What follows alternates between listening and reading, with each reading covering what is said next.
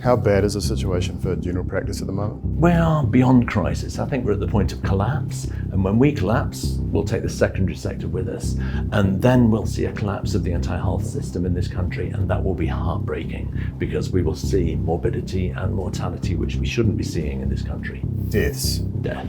Dr. Buzz Burrell has been a GP and rural hospital specialist for 30 years. He believes general practice has been neglected and is appalled by the Herald's report showing patients queuing in the cold in Otara. What did you make of the queues outside the Otara clinic? Heartbreaking, but predictable.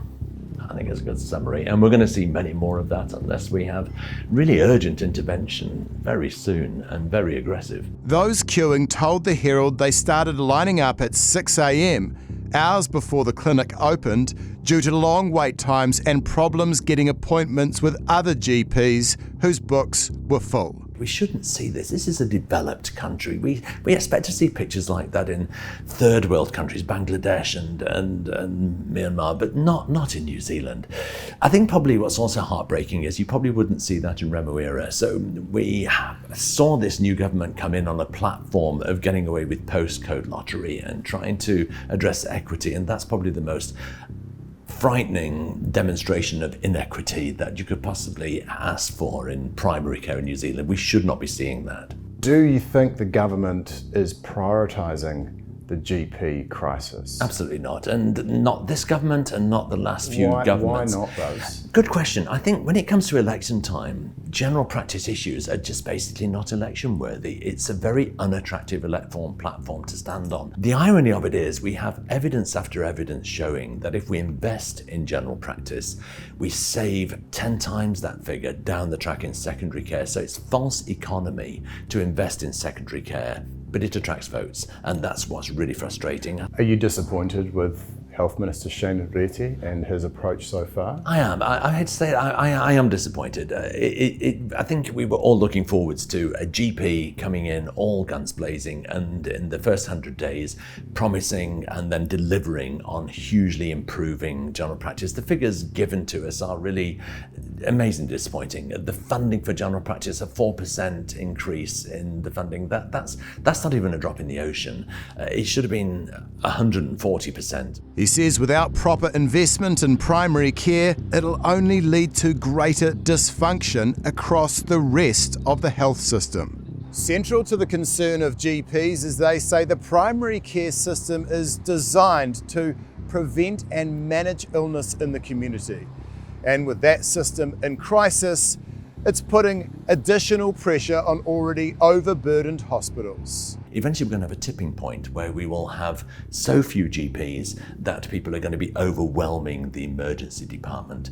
A really interesting statistic, but if 6% of GP consults go to ED instead, that would double the ED presentations. That's a really alarming statistic. It shows how close we are to a secondary sector collapse. Burrell, who's also the interim chair of the GP advocacy group General Practitioners Aotearoa, said in a statement the concept of a family doctor is already dead. That's a pretty big statement. It's a frightening statement. It's really sad. True family medicine had continuity of care. Not too many years ago, people remembered that they could book in to see the doctor when they wanted to, and they would see their doctor time and time again.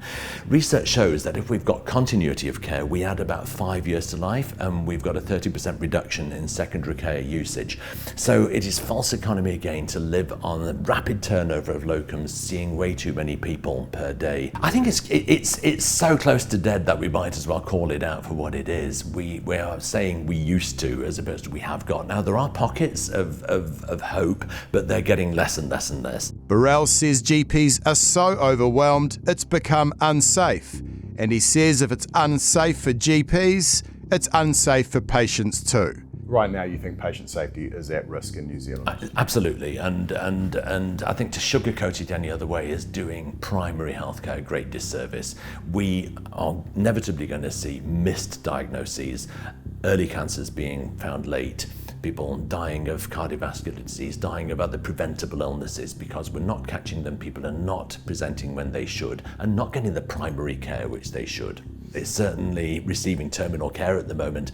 And part of its diagnosis is we're overworked and we are complacent, we're apathetic, we're knackered, and we don't have time to fight the fight which we should be fighting. We should be advocating for our patients, not only face to face as part of the consult, but politically as well. What is your message to the Health Ministry and Dr. Shane Reti and this national government? Easy. Look at the evidence. Evidence is invest in primary care, invest in general practice, and more importantly, invest in general practitioners. That investment will pay dividends down the track. False economy to invest in secondary care instead. So let's take the politics out of health and instead let's do the job properly. Reti does say, however, that he is working to get more GPs in New Zealand. Is he doing enough? No. Look at that queue outside. If we had enough GPs, that queue wouldn't have happened. So no, let's see some action. And we need action tomorrow, not 10 years down the track. Thanks for watching this New Zealand Herald Focus video. To stay up to date, click the subscribe button below or check out some of our other videos here and head over to nzherald.co.nz for more news worth knowing.